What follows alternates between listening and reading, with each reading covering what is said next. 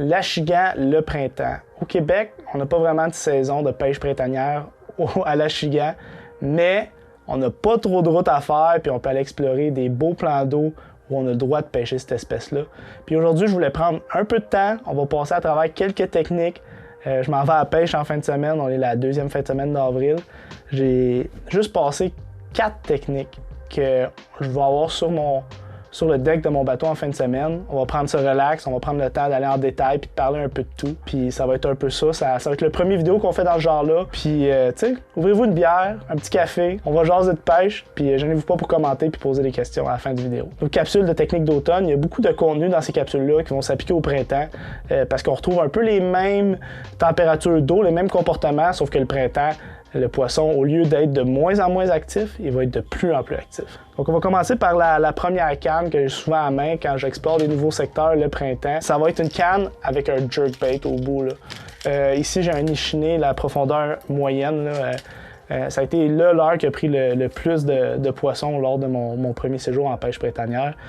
Donc, ce qui fait qu'un jerkbait, c'est vraiment bon, c'est que ça fait réagir les poissons même en eau très froide. T'sais, les mouvements brusques avec des pauses, plus l'eau est froide, plus on fait des longues pauses, là, des 10 secondes. Tu jases avec ton chum, puis le poisson, ça fait 15 minutes. On dirait que ça fait 2 minutes, tu jases, la canne, le poisson t'arrache la canne des mains. T'sais. C'est ça un jerkbait. Ça bouge vite, ça flotte, ça reste dans leur face. Puis ça les énerve, puis ils vont attaquer le leurre. Ça imite très bien un poisson mourant. Mais en donnant des saccades, là, ça peut les faire réagir, même en eau très froide. Qu'est-ce qui est le fun avec les jerkbaits qu'on a ici chez Pêche Expert et Nichiné? Maintenant, on a toutes les profondeurs. T'sais. Moi, en ce moment, ce qui est sur ma canne, c'est un MD. Donc, si vous gardez le lest sur ce leurre-là, votre jerkbait peut atteindre facilement des profondeurs de 20 pieds en restant près du fond. C'est assez spécial. Justement, mon ami Ben, à qui j'ai donné une coupe de jerkbait la fin de semaine passée, aujourd'hui, il m'a envoyé des vidéos de lui qui est en train des poignées sur LiveScope dans 25 pieds avec ce jerkbait-là. En lac, vraiment, souvent tôt, quand la glace vient de sortir des plans d'eau, les poissons vont être encore un peu dans leurs endroits où ils passent l'hiver, puis ils vont migrer tranquillement vers les premières pointes puis les lieux de reproduction plus tard. Là.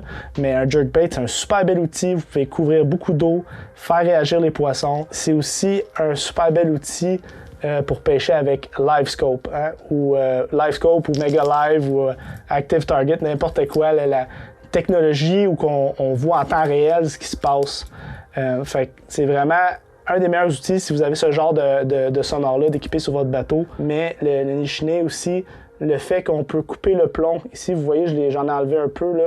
Couper le plomb pour ajuster la vitesse à laquelle le jerkbait cale ou flotte. T'sais, souvent, en jouant avec ça, on peut rester plus près du fond dans différentes profondeurs. Puis aussi, on va remarquer, surtout si vous avez une sonde live, là, vous allez être capable de voir si le poisson, il n'aime pas ça quand ça descend vers lui ou quand ça...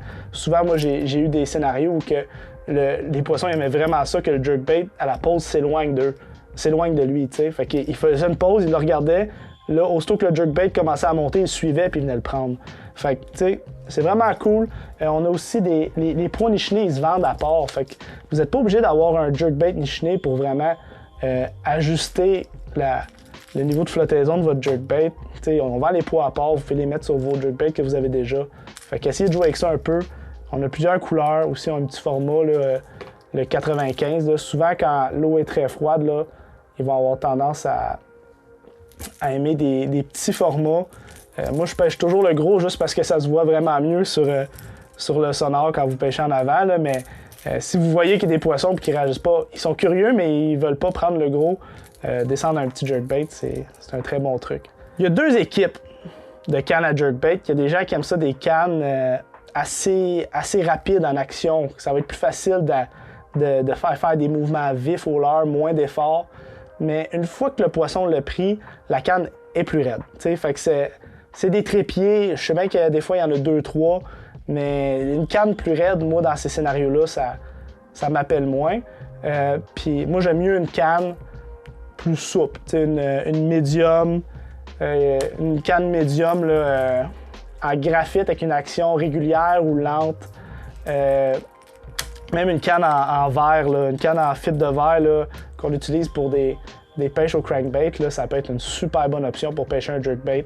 Une fois que vous avez ferré et que les trépieds sont rentrés dans la chair de ce poisson-là, la canne va pouvoir absorber tous les coups de tête.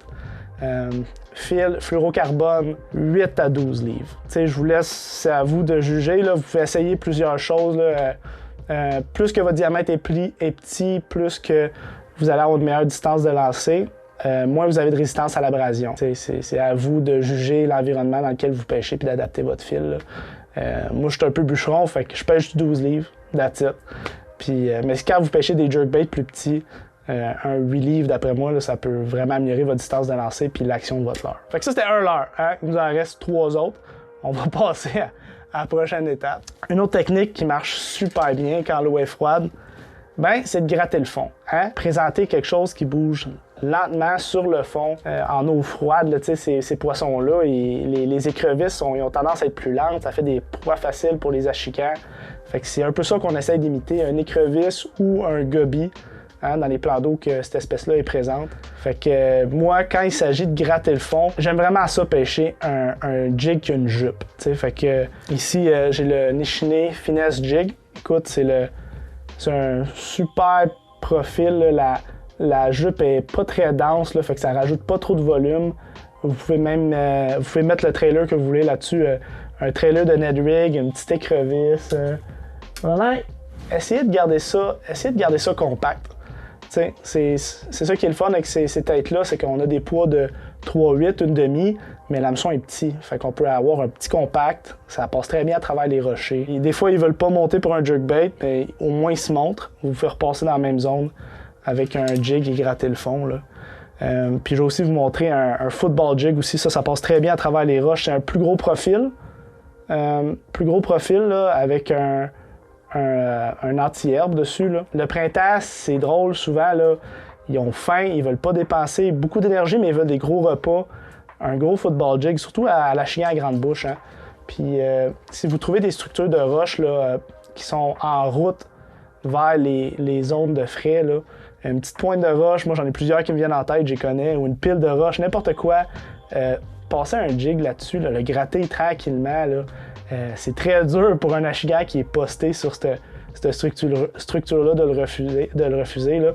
Surtout quand vous avez quelque chose qui bouge très bien en eau froide. Là. Je pense à peut-être des styles un peu comme de trailer, comme le Adrenaline Bug, le plastique qu'on va venir mettre à l'arrière du jig, là, quelque chose qui n'a pas trop d'action, mais qui a un beau profil. Là.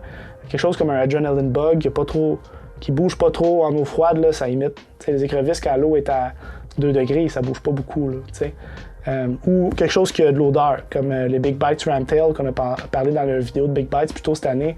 C'est quelque chose qui a de l'odeur, fait que l'odeur, ça fait du sens qu'à cette heure-là, il bouge très lentement. Le poisson, il a le temps de vraiment inspecter l'heure, puis ça peut vraiment aider dans certains scénarios à avoir un peu d'odeur.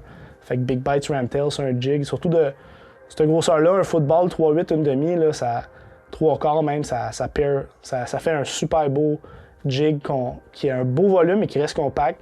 Fait que deuxième technique, un jig. Puis au fur et à mesure que l'eau va se réchauffer, ces poissons-là vont bouger. Hein. Les pointes secondaires, en route vers le fond des baies. Fait que tout ce qui est structure en chemin.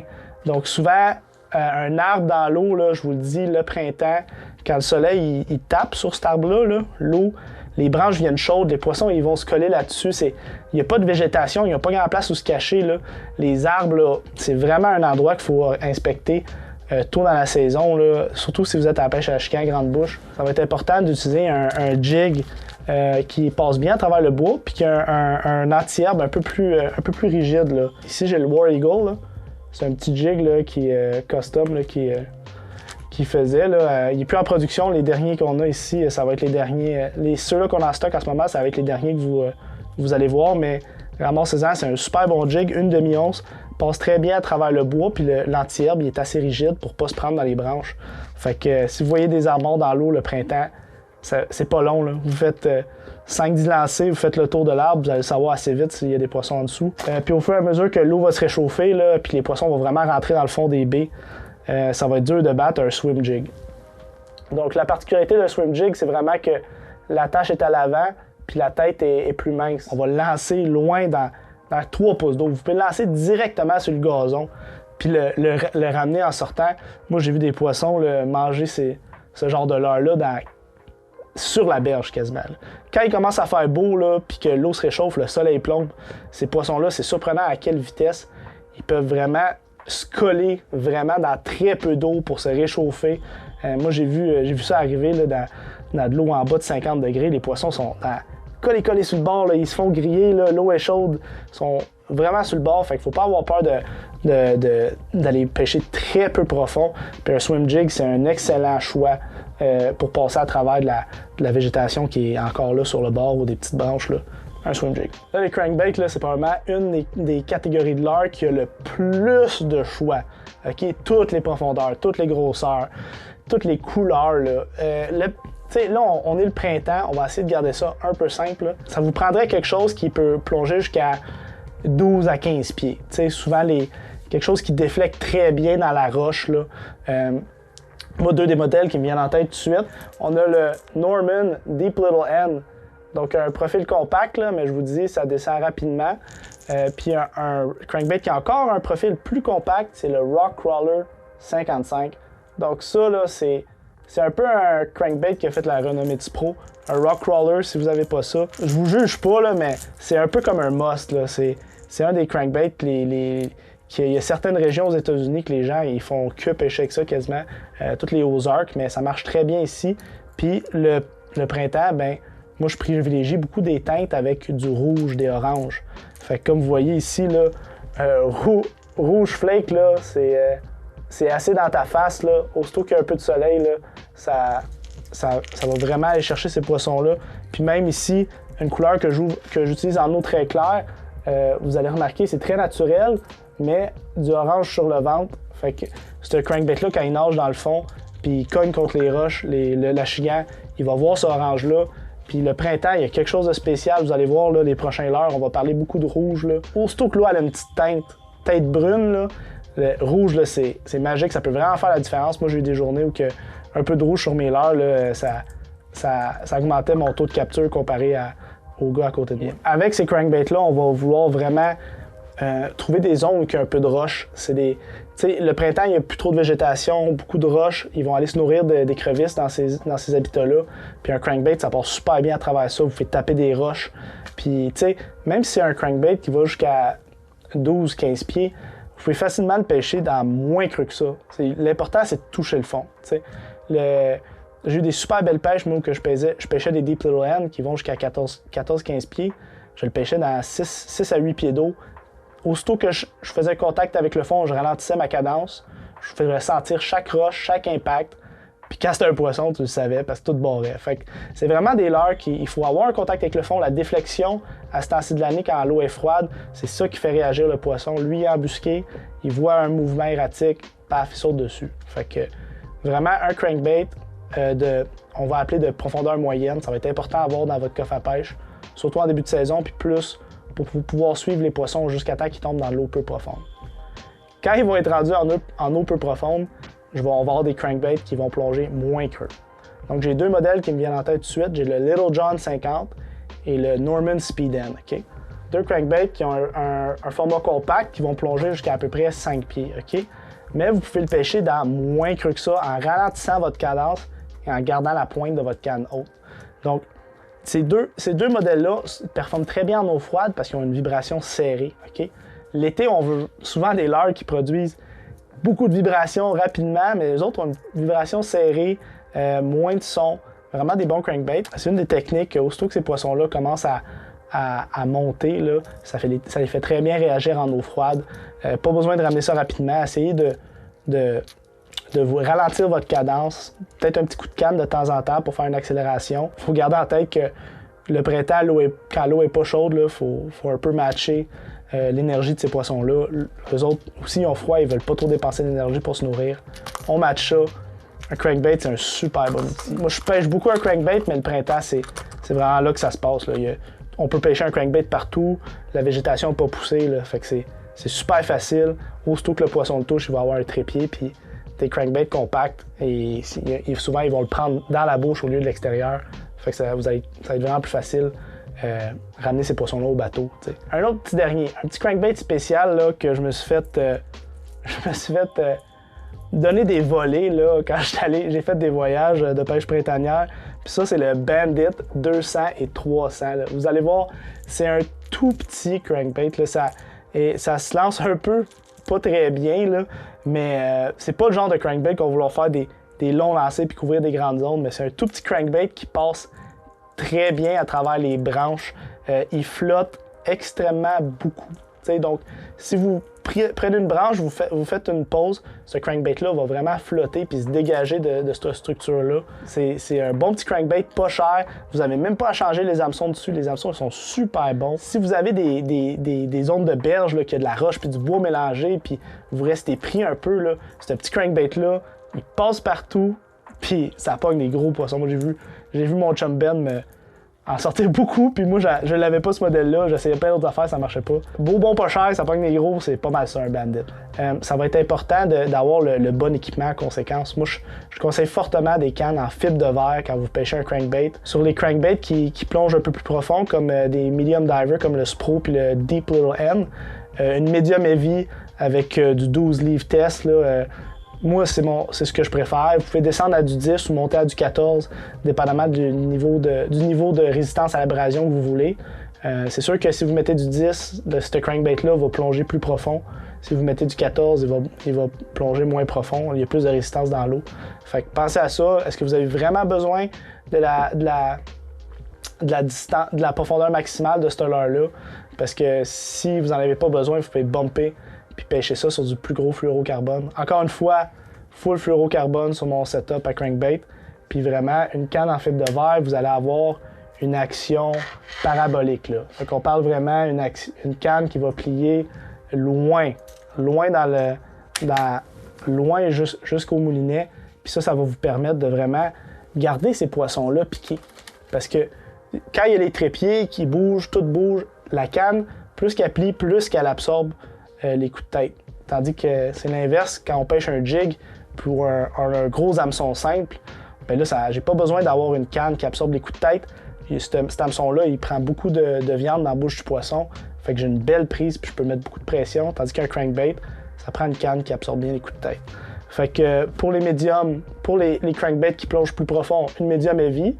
Puis pour les crankbaits plus shallow, comme le Speed End puis le Little John, une médium, ça fait amplement le travail. Ajustez le diamètre de votre fluorocarbone avec la résistance d'abrasion que vous voulez. Donc, les dernières techniques, puis ça c'est bon en eau froide, c'est bon en eau chaude. Là. On va parler de chatterbait puis de spinnerbait. Okay? Deux leurres que j'adore utiliser, que j'utilise au courant de toute l'année. Fait que c'est vraiment des leurres qui vont être super efficaces, surtout le printemps. Ces poissons-là sont actifs, ils veulent manger. Puis c'est des leurres qui se pêchent très bien en eau peu profonde. Okay? Les achigans, quand le printemps, je ne sais pas ce qui se passe, aussitôt que le soleil sort et que l'eau se réchauffe un peu, ils vont vraiment vouloir aller dans le fond des baies, surtout les achigans à grande bouche, là, les baies peu profondes où il y a des quenouilles, n'importe quoi qui est dégueulasse, là, que tu ne pêcheras pas le restant de l'année, le printemps, ils sont collés contre ça, puis ils sont actifs. Fait que le Z-Man, le Big Blade, OK? Vous allez voir la lame sur ce leurre-là est vraiment, vraiment grosse. Ça va faire beaucoup de résistance dans l'eau, ça va faire une grosse vibration, mais surtout, ça va nous permettre de le pêcher plus lentement. Fait que le 1,5, là, je peux le lancer là, dans un pied d'eau, le ramener très tranquillement. Aussitôt que j'accélère un peu, il veut monter à la surface. Fait que ça m'aide à ralentir et à le pêcher dans des zones très peu profondes. Sinon, aussitôt que je pêche dans plus que 4-5 pieds d'eau, je prends le 3/4. Ça a un gros hameçon, on peut mettre un gros trailer. Moi, j'adore mettre un Adrenaline Craw, le full size, là, le 4 pouces et quart là, en arrière de mes chatterbaits.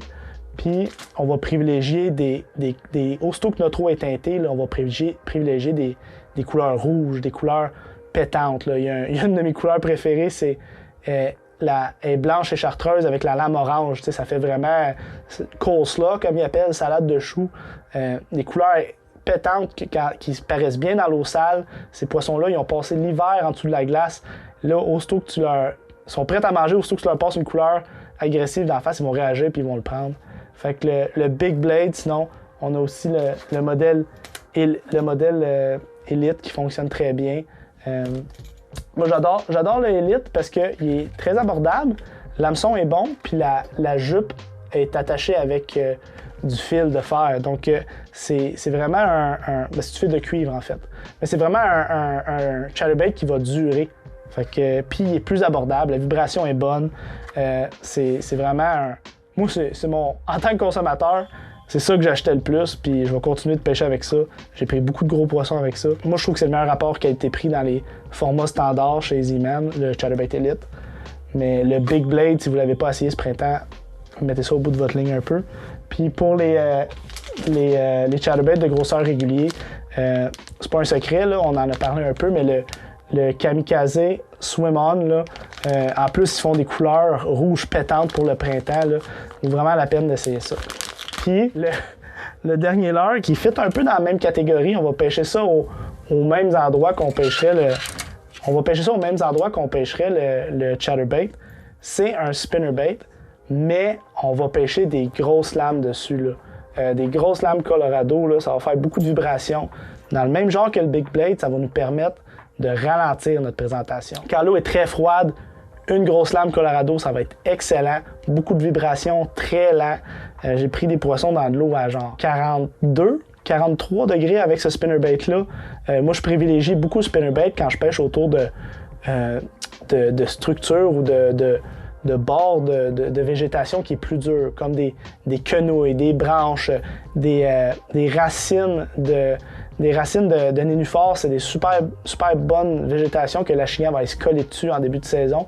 Puis un spinnerbait, ça passe mieux qu'un chatterbait à cause de la broche et la façon que c'est fait. Ça déflecte super bien sur des structures plus dures. Tandis qu'aussitôt que j'ai un peu de vieille végétation collante, là, du stock qui se défait un peu, je vais vraiment avoir tendance à pêcher le chatterbait. Donc en eau froide, on va privilégier un spinnerbait Colorado à une seule lame. Aussitôt que cette eau-là va commencer à se réchauffer, on va aller vers un double Colorado. Donc c'est encore des Colorado, mais ils sont plus petites, la vibration est plus serrée. Puis aussitôt que cette eau-là se réchauffe, ça va faire une différence. Ces poissons-là vont avoir plus de facilité à repérer, vont être plus actifs, vont manger ces lames-là mieux. Moi, je l'ai vu à un moment donné, je pêchais en avant avec un Colorado simple parce que ça faisait 2 semaines que je prenais plein de poissons là-dessus. Puis le gars, mon partner, juste à côté de moi, il pêchait un Colorado double, puis il me faisait la barbe. Là. Il en prenait 4, puis moi, j'en prenais une de temps en temps. C'était comme... Là, j'étais quasiment fâché parce que j'en avais pas un deuxième Colorado double. Parce que vraiment, là, ajustez-vous à la température de l'eau. Ayez pas peur d'avoir plusieurs modèles de spinnerbait. Quand c'est très froid, on part avec une lame simple Colorado. Puis plus que c'est chaud, plus qu'on s'en va vers les doubles willow qu'on va pêcher tout l'été. Donc vraiment, la gamme Covert est complète. Fait que c'est un peu ça. C'est déjà assez long de même. Hein? Fait que c'est à peu près ça les cannes que je vais pêcher dans les prochaines semaines. Puis c'est ça qui va consister la majorité de ma pêche printanière. Donc, je vous invite à aller essayer ça. Que ce soit en Ontario, aux États-Unis, il y a plein de... Même au Québec, il y a des lacs qui sont ouverts pour la chignée. Je ne sais pas lesquels, mais ça a l'air qu'il y en a. Là. Mais je vais vous inviter à aller essayer cette pêche-là. Que ce soit la chignée à grande bouche, la petite bouche, c'est vraiment le fun de pouvoir pêcher cette espèce-là. Le printemps, c'est ma période préférée pour pêcher la chignée. C'est là qu'ils sont actifs, c'est là qu'ils sont en pleine forme, ils se gorgent avant d'aller frayer. Là. La pêche printanière à la chignée, c'est à peu près ça. Donnez un essai à ces techniques-là, puis vous m'en reparlerez. Gênez-vous pas pour nous taguer dans vos photos de pêche printanière. On a bien hâte de voir ça. Bonne pêche!